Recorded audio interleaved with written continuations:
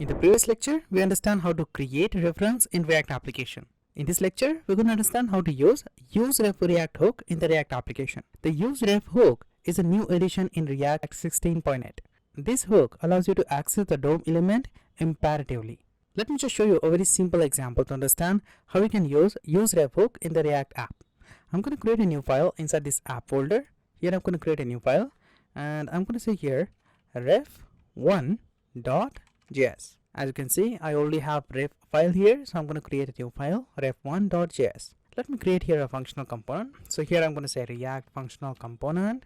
Let me use this ref1 right here, change this path and specify here ref1 and save this file. Inside this ref1 here, I'm going to create my counter example to understand how to use a useRef hook. So what I'm going to do is at the top, I'm going to first add use state.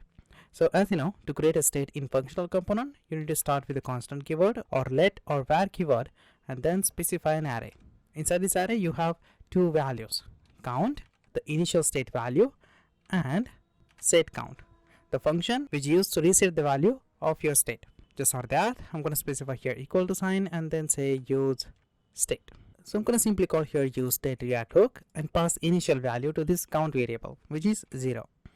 Just for that, I'm going to just create another constant variable here. I'm going to say constant counter is equal to, and then here I'm going to call the React hook call useRef. Now I'm going to use this hook to access the DOM element. Using this hook, we can access different properties of the DOM element. Let me show you how you can do it. And inside it, I'm going to simply pass null. The initial value of this hook is null. And I'm going to just specify that to this counter variable. Now at this point, the value of this counter variable is null. Let me just specify this hook to the DOM element. So let me just create here a DOM element. So inside this div, here I'm going to create count. Let me create here a span tag. And inside it, I'm going to simply add curly braces and say here count. I'm going to just print this state inside this span tag. Just for that, here I'm going to create a button and specify plus sign to it. And to this button, I'm going to create event called onClick. And let me just create handler function here. So at the top, here I'm going to create handler function. So I'm going to say here constant increment is equal to, and then I'm going to pass here handler function like this. And here inside this increment function, I'm going to say set count plus 1.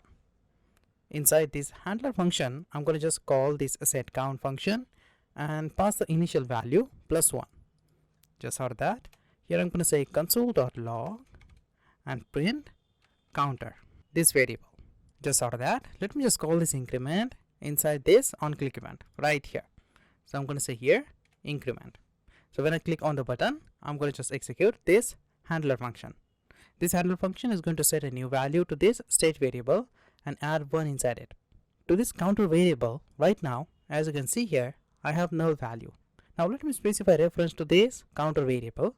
So I'm going to specify DOM element as a reference to this counter variable. To this span, here I'm going to add ref property is equal to, and in the curly braces, I'm going to say counter.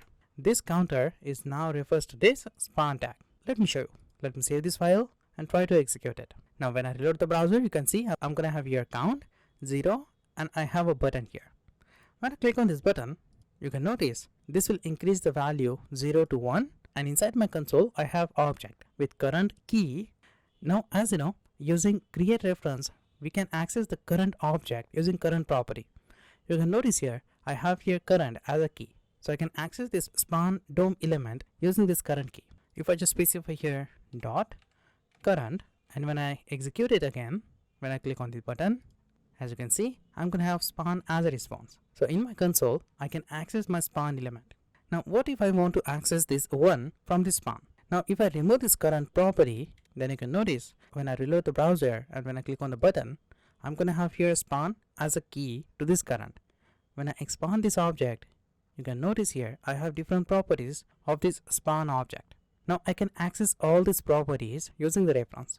Let me access this inner HTML. I'm going to back to my example, and here I'm going to simply first call current, and here I'm going to say inner HTML. Save this file. When I click on the button, as you can see, I'm going to have my span value in my console. Now this is very simple, right? I'm just accessing the properties of the span tag. Make sure you specify the exact property name, otherwise you will get undefined as a response. Now let me get rid of this statement, reload the browser and click on this button again. And when I expand this object, you can notice I have different properties here. I can access my children's of this span tag using this children property.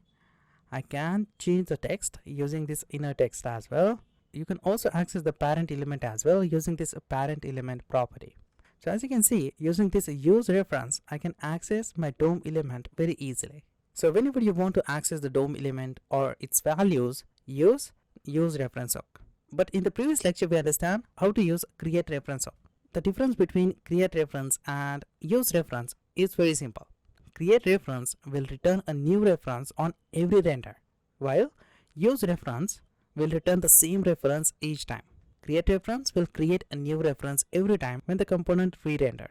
useReference return the same reference upon every render of the functional component instance. So that's upon you. If you want to create a new reference every time when the component render, use createReference, or if you want to use the same reference, useReference hook. So I hope you understand how to work with useReference hook in the React application. Next, we'll talk about how you can work with useMemo hook.